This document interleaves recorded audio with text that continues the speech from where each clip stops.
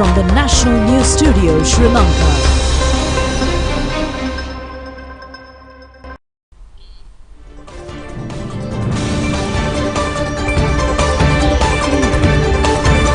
A very good evening to you and a warm welcome to the news live from the National News Studios. I'm Sharifa Tahir. I'm Niketh Karunaratne and we'll start off with the headlines as usual.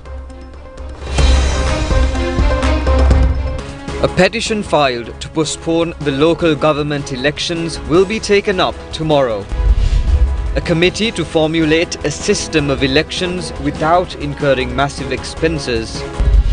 The country's first migratory bird park opens tomorrow. An increase of tourist arrivals at Pinnavala. 73 mass shootings in the United States this year. The World Rugby Championship trophy toured across the country today. Onto those and other stories in detail now. The writ petition filed by a retired army colonel seeking an order to postpone the local government elections in connection to the prevailing economic crisis will be taken up before the Supreme Court tomorrow.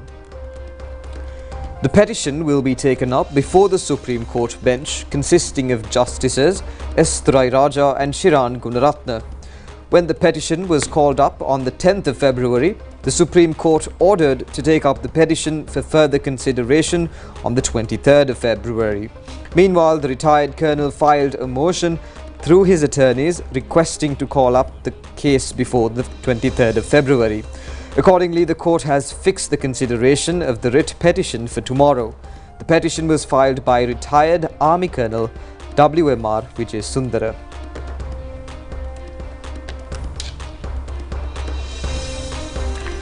Political parties are organizing public rallies and meetings targeting the upcoming local government election.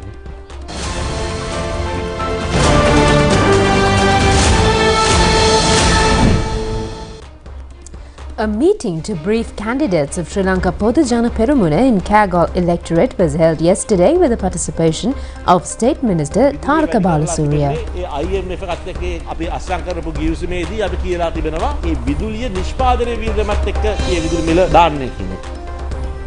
The first meeting of the United National Party candidates contesting for Colombo Municipal Council was held yesterday. The meeting was held with the participation of Deputy Party Leader Ruwan Wijewardena and senior party members.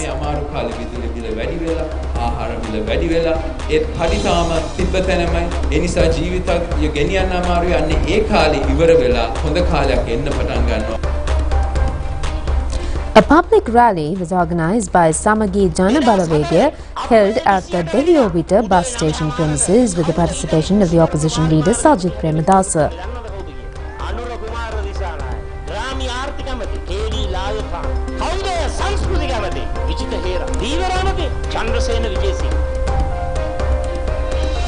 A public meeting of the National People's Power was held in Uva Parnagama area.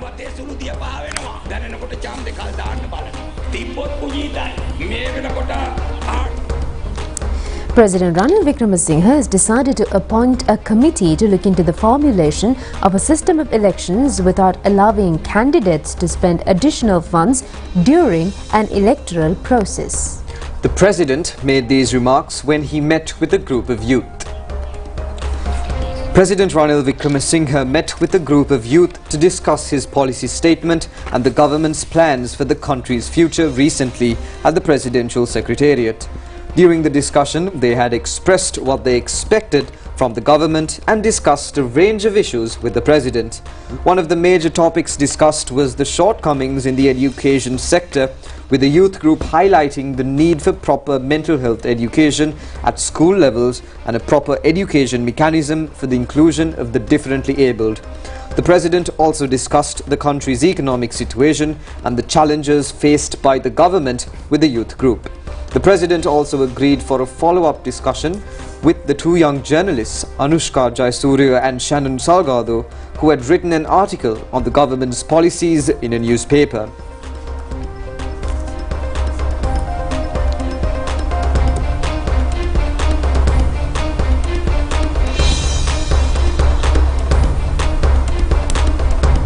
This year, the demand in those countries will be down, so our exports will be down. Not only ours, everyone's.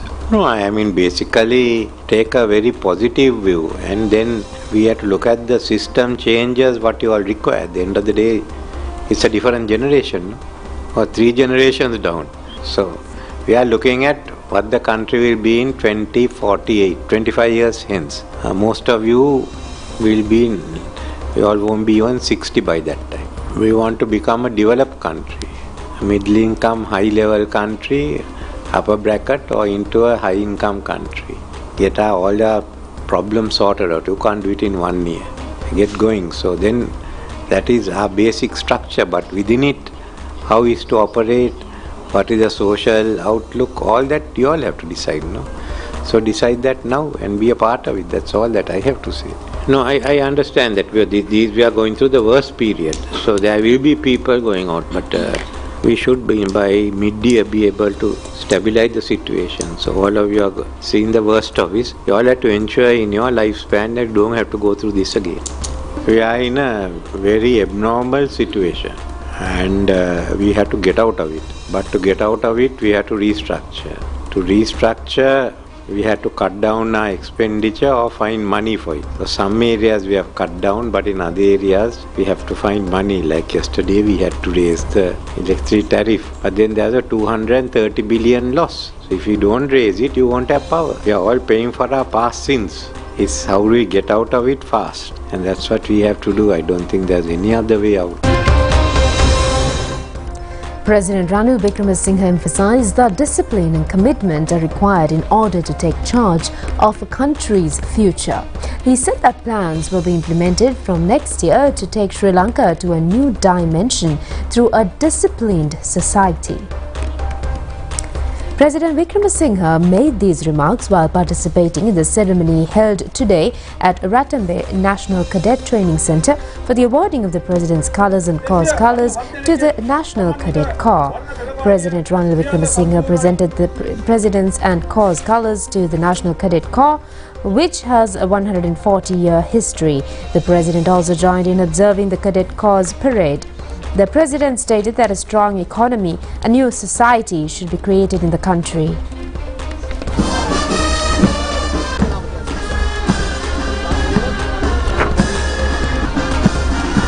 President Ranil Wickremesinghe said that while the people are currently experiencing economic difficulties as the conditions will last for a short-term period, he said that measures will be taken to improve the country's economy before year-end.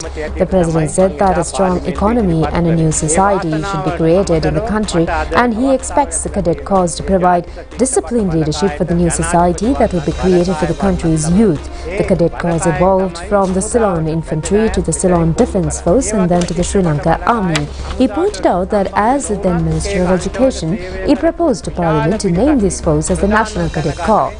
He said that today he has the honour of presenting the President's and Corps Colours to the National Cadet Corps. The people needed for the country's future are trained by the Cadet Corps, he added. President Wickremesinghe said that in addition to the Cadet Corps who joined the army, there are many people who have served in various sectors but are not in the army. He said that Prime Minister Dinesh Gunawardena is the most prominent member of the group and recalled the Premier attending the trainings in the evenings during the school days. Today the Cadet Corps operates in many schools. President Wickremesinghe said that he expressed the Defence State Minister and the Secretary to the Defence Ministry that Cadet Corps should be established in every central college. He said that they must continue to develop the cause better and also the further. It is also the government's responsibility to ensure that the students in this Cadet Corps have a bright future. And he also suggested to provide a quota for training for the Cadet Corps in government institutions. He also said that the entire nation has been compelled to bear a heavy economic burden. He said that the situation will not only change before the end of the year, but they will also need to build a new economy. The President said that they must build both a strong economy and a new society for the benefit of the country's youth. To build such a new social system, he said that a disciplined leadership is required. President said that he is hopeful that the Cadet Corps will provide the required leadership as well. And he said that they are committed to developing the cadet force with qualified personnel and improving everyone's future. On further news, many are faced with various difficulties following the recent electricity tariff hike. Several parties have opposed the tariff hike. The Power to Safeguard People's Rights organisation engaged in a demonstration last night near Anuradhapura Weekly Fair. The protesters marched around the weekly fair for nearly 1 hour to show their displeasure over the tariff hike. Another demonstration organised by the Rajarata Puravasi organisation was held near Anuradhapura bus station. They organised a demonstration protesting against the tariff hike. The National Campaign to Protect People's Rights have urged the public to switch off the lights at 7 p.m. to show the displeasure against the electricity tariff hike. Minister Keheliya Rambukwalla says around 60 billion rupees are to be paid to medical suppliers. The minister, while speaking at a media briefing, said that a cabinet paper has already been submitted to make a partial payment to the suppliers. Minister Keheliya Rambukwalla said that between 50 to 60 billion rupees have to be paid for medical suppliers. He said that the capacity of the medical suppliers has been strained due to the outstanding payments. Accordingly, he said that cabinet paper was tabled to take measures in issuing bonds for them as payments, following an agreement reached with over 90% of the medical suppliers at present. He said that with the partial payments facilitated within the next 2 weeks, will enable to create the necessary backdrop for the medical suppliers to resume their operations and proceed with the supplies.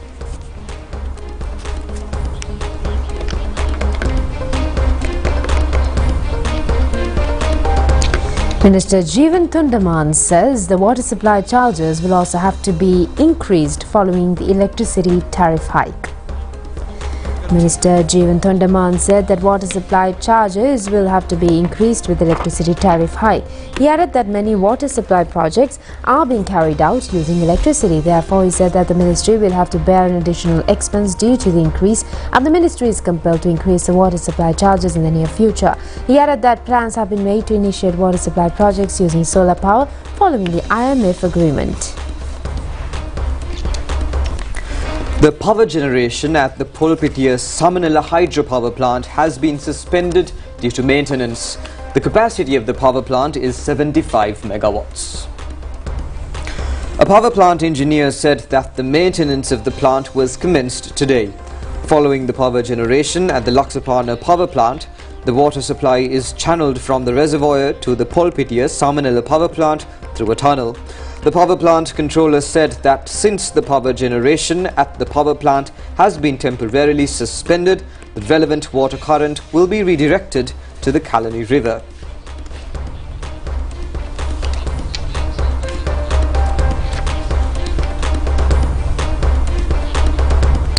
The special Janaraja Perahara, organised in connection with the 75th Independence celebration, is parading the Kandy city. Reports have indicated that many local and foreign travellers have gathered to the city to witness the procession.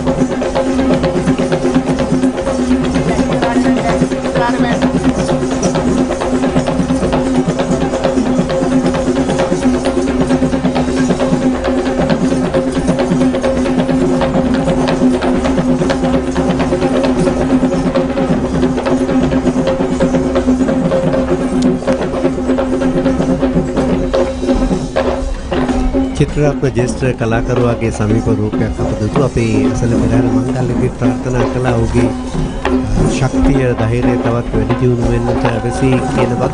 ඉතින් අදත් ඔහු ඒ ජවය ඒ ආකාරයෙන්ම පවත්වාගෙන යමින් පූර්ණ ආකාරය ශ්‍රී දළදා මාලිගාවේ 19 වෙනි පියවර නිලමේතුමා ආචාර්ය ප්‍රදීප් නිලංග දෑලමතුමන් පෙරහැරේ ගමන් කරනවා.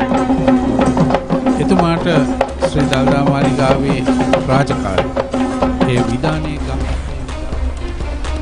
country's first migratory bird park and ecotourism zone, established in Hanthane, Kandy, will be opened tomorrow. Located adjacent to the Hanthane Tea Museum premises, this 27-acre exotic bird park and ecotourism zone is home to over 100 species of migratory birds. Chairman of the Migratory Bird Park and Ecotourism Zone, Nishantha Kottegoda, said that the park, which consists of birds endemic to foreign countries, migratory birds, also has a unit to treat and release injured birds. Established at a cost of 490 million rupees, foreign birds are housed in large cages in the bird park, and animals are taken care of by a staff of nearly 100. This park has been established based on a study of non-endemic birds to Sri Lanka over a period of 40 years. Pinnavala Elephant Sanctuary has seen an increase of tourist arrivals at present. Accordingly, steps have been taken to expand the facilities provided for visiting tourists. The sanctuary, established on February 16, 1975 for feeding and providing care and sanctuary to 5 orphaned baby elephants that were found in the wild, the Pinnavala Elephant Sanctuary is a captive breeding and conservation institute for Sri Lankan elephants. While the elephant sanctuary functions as a treatment center for the wounded jambos in the wild, it is also one of the major tourist destinations in the country. The tourists who visit the Pinnavala Elephant Sanctuary will be able to obtain valuable knowledge over the Sri Lankan elephants from the officials stationed at the sanctuary in all 3 languages.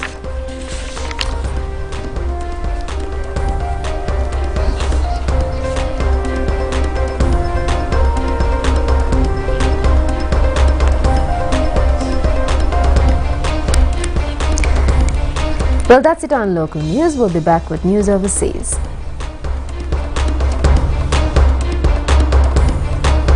Happy Valentine's Day! Prima Kottumisha, the hot and spicy love every day. Mage love story ekata fun rasa add karagena hot and spicy kella velama. Happy Valentine's Day! Prima Kottumisha, the hot and spicy love every day. Prima Kottumi, fun tamai.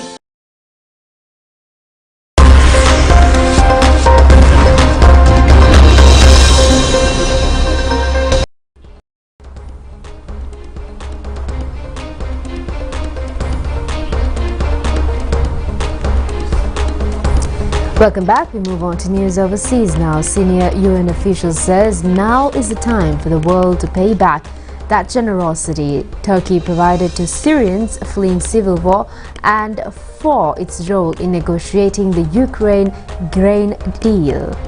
The United Nations representative has called on the international community to be generous to Turkey, noting to help the country provided to Syrians fleeing war and its efforts for the Black Sea grain deal. Turkey has been a host to many refugees from different parts of the world, and particularly Syria. People should remember that and be generous because Turkey has been generous to others. UN resident coordinator in Turkey, Alvaro Rodriguez, told a foreign news agency. Now is the time for the international community to, in a sense, pay back that generosity now that Turkey needs it, he said. Rodriguez's appeal comes as the European Mediterranean Seismological Center reported at least 2 strong aftershocks of magnitudes 5.5 and 5.2 in Turkey's central region. On the disastrous 14th day, the death toll in Turkey stands at 40,642 as of Sunday morning. The toll in Syria has reached 5,814, taking the combined death toll in both countries to at least 46,456. Turkish Minister of National Defense Hulusi Akar said today that since the 6th of February earthquakes, an estimated 10,633 Syrians living in Turkey have voluntarily returned to their home country. Akar was also quoted by news reports as saying that there are no truths to the stories of a new influx of Syrian refugees into the country. Since the 2011 civil war in Syria, an estimated 4 million fled to Turkey.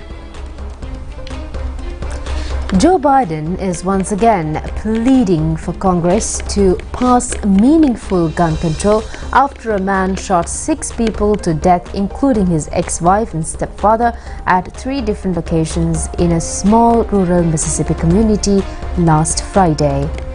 Enough, the president's statement said, noting that there had been at least 73 shootings in which at least 4 victims were wounded or killed in the first 48 days of this year.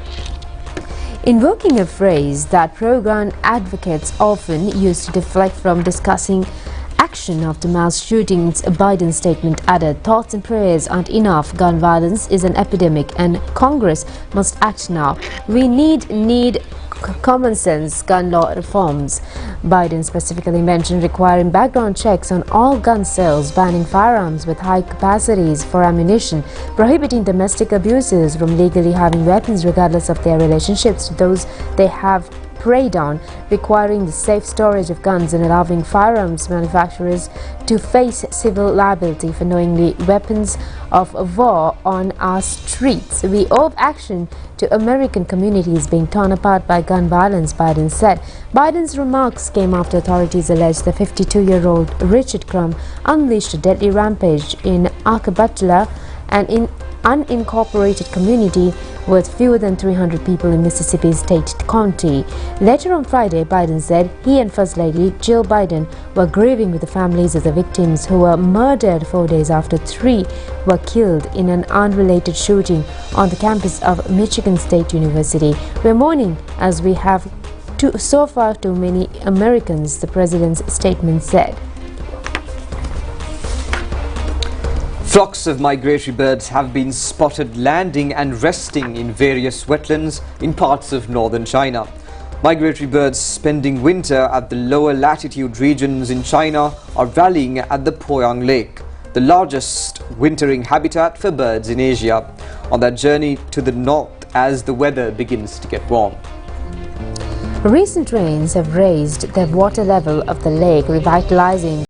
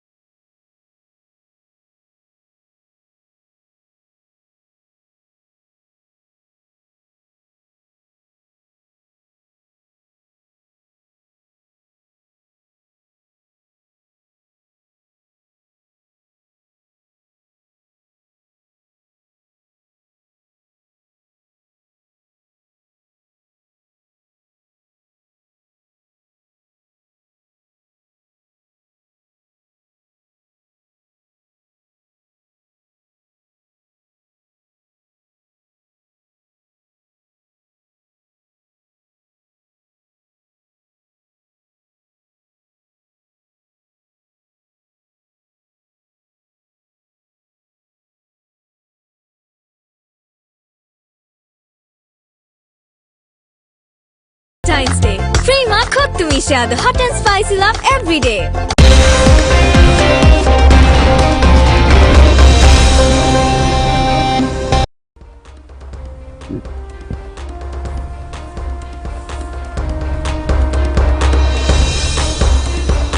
And we'll take a look at sports news. Sri Lanka women's team is set to take part in the most crucial match in the ICC Women's T20 World Cup tournament today. Sri Lanka will compete against New Zealand tonight to secure a spot in the semi-finals of the World Championship for the first time in history. The tournament is currently underway in South Africa. Sri Lanka managed to secure a crucial win against South Africa in their first match of the tournament. Subsequently, Sri Lanka won against Bangladesh with 7 wickets in hand. However, Sri Lanka suffered a massive defeat against Australia in their third match. The match between Sri Lanka and New Zealand will begin at 10:30 p.m.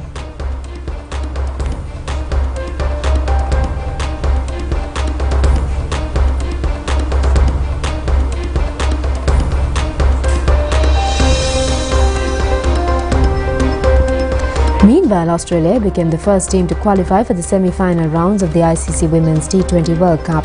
They managed to qualify after defeating South Africa yesterday. South Africa, batting first, scored 124 runs for the loss of 6 wickets in their innings. In response, Australia chased down the target in the 16th over, securing a semi-final round spot for the 8th consecutive time. Now, the Sri Lanka men's national cricket squad is currently engaging in a special training session at the Nanwaya Radalla grounds. The training session has been organised in an effort for the cricket team to be familiar with the climate in New Zealand prior to the upcoming tour.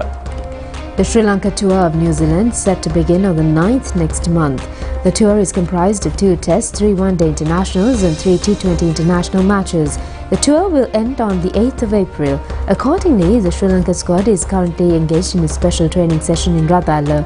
The training session, which commenced yesterday, will continue until the 23rd. The session has been organised at the Radalla grounds following an agreement reached between Timbula Sports Club and Sri Lankan Cricket. Situated above 4,200 feet from the sea level, the Radalla grounds vicinity climate is similar to New Zealand climate. Secretary to the Timbula Sports Club, Sarath Ranavira, said that the ground, which was built in 1956, will be further upgraded in the future. In further sports news, the Webb Ellis Cup, the winning trophy of the Men's Rugby World Cup, was exhibited at the Colombo CRN FC grounds this morning ahead of the 2023 Rugby World Cup, set to take place in France. This trophy was brought into the country yesterday. The Webb Ellis Cup, brought down from Paris, France, will be exhibited for public in various parts of the island until the 23rd. The trophy was exhibited at the racecourse grounds in Colombo last evening. Officials of the Sri Lanka Rugby Federation and public representatives were present at the occasion.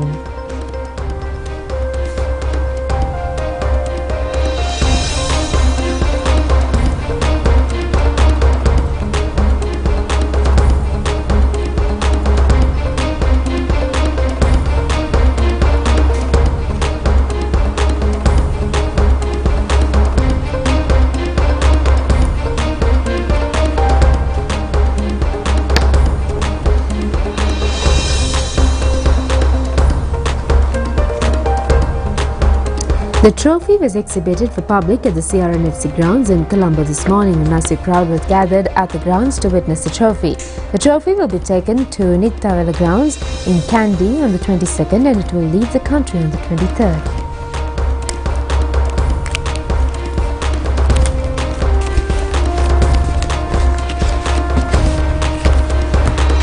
Happy Valentine's Day! Prima Kottumisha, share the hot and spicy love every day.